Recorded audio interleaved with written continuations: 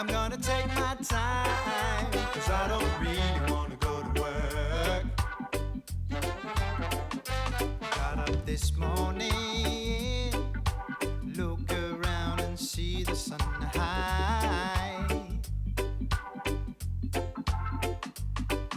I grab my bag and take my phone. I shut the door and walk into the light. Oh yeah.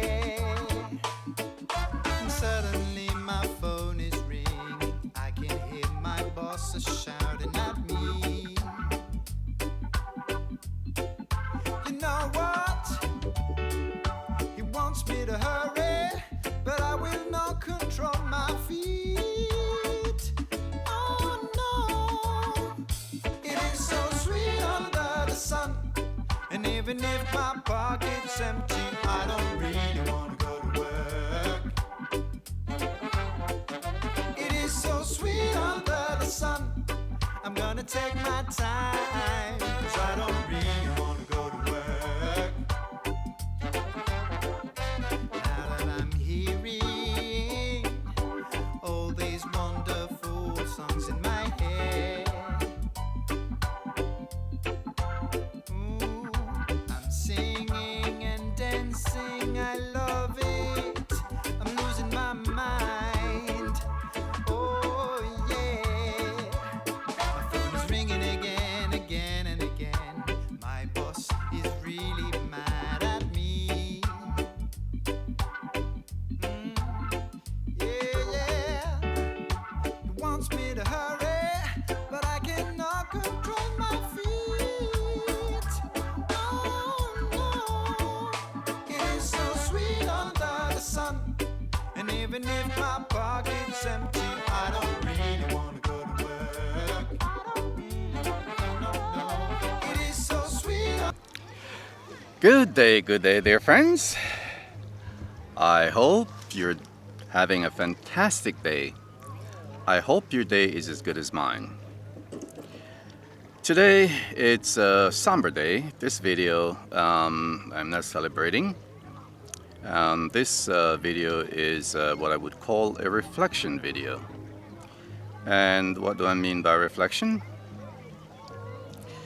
It's approximately 50 days since my mother had passed.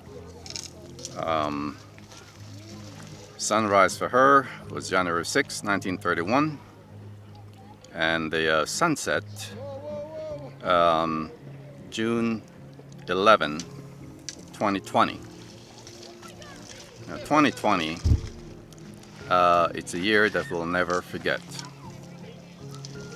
It had all kind of demons, I would say. Some we can control and some we cannot. For the most of it, actually, we cannot. We have no control over. Some occurrence happens somewhat, I would say, indirectly and directly. The indirect part of it is, although the V thing or the cocoa thing, I would like to call it, may not be the exact contributor, it does cause a lot of ups and downs in life. And my example, I will explain, is no different.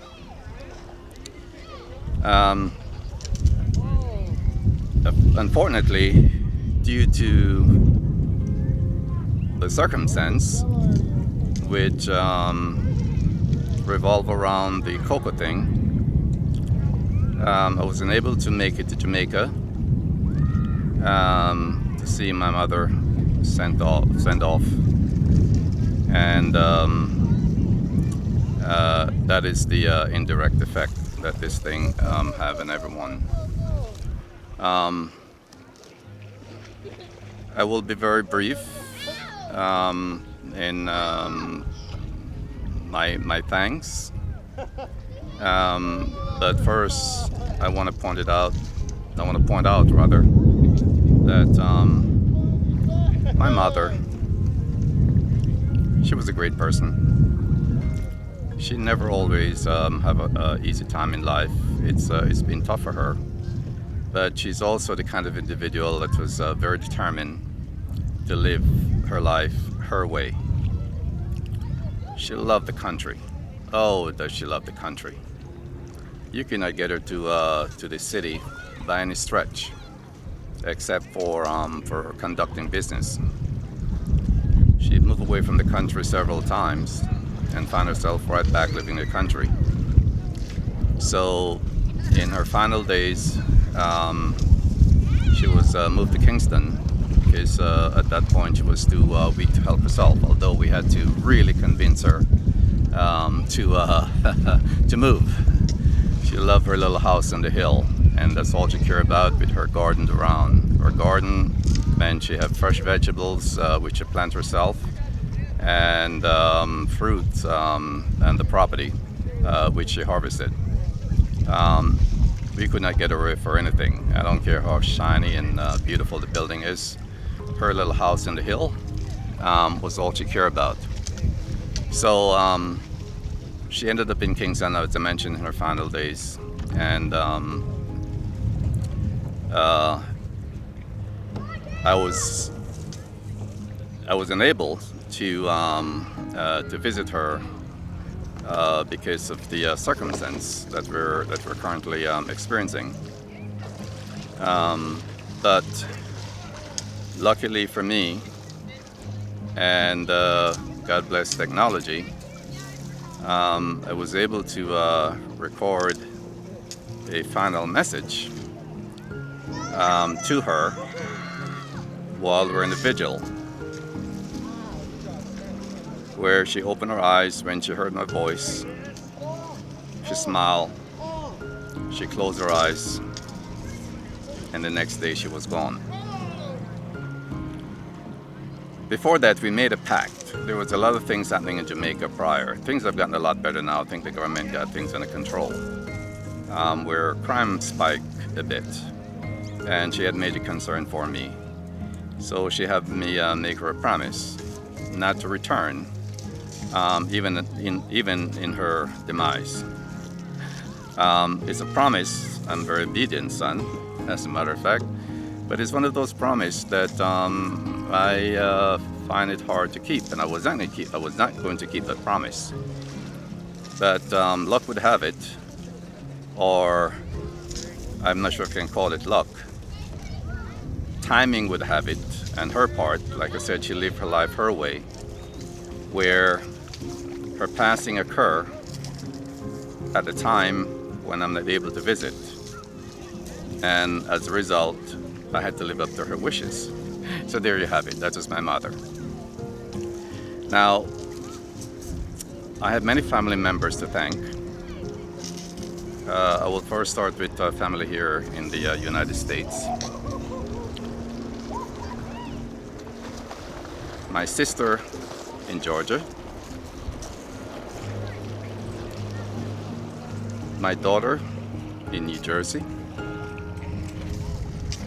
My daughter in Florida. My daughter in Tennessee. My son in Colorado. And all of their extended family, by the way, and my loved ones at home. They gave me a lot of support during my time of grief. Of course, their mother, grandmother as well. But they moved away at a very young age and did not have a chance to be bonded with my mother. So that bond is not as close, but they have grieved anyway. I want to also thank extended family in New Jersey, which gave their support and their bereavement. I want to thank my family in Jamaica, my sisters, my three sisters, which actually my 4 sisters. I'm sorry, guys. my forces in Jamaica, which band together in making sure that my mother had a proper sent home. My niece, both in Montego Bay and up in the country, they're my rock. They were major support in assisting my sister in making the funeral arrangement. My nieces and nephew overall, who provide transportation with running my sister around up and down. In Jamaica, it's not as simple to put a funeral together. We still have a way to go yet, but nonetheless, they have tried very, very hard, and as a result, my mother had a beautiful send-off. There were so many well-wishers, so many people attended the funeral, even as the rain was pouring down. I want to thank my sister Yuna for stepping in the mud, for stepping in puddles of water, and they literally get wet. Everyone has gotten wet that day. It was raining that hard, but I know there's a happy soul out there, and that's my mother. She went home in peace. I also want to thank here in the States all my well-wishers. I posted a tribute to my mother on Facebook, and there was so many outpouring of love. I want to let you know that I'm truly gratified of all your love and support that you have given me. You may wonder why I'm sitting in front of a body of water. My mom, she loved the outdoor, and everywhere that the river runs, you can find my mother. She loved the water. So I am sure, as I am right now, she is actually sitting here right beside me in the spirit, and is enjoying the view of the water. So I traveled a long way to get to this location. Unless it's a man-made lake, you really don't find water all over the place. So here I am. I'm at Willow Beach, where it's, I may say, just to be accurate, it's approximately, it is 110 degrees.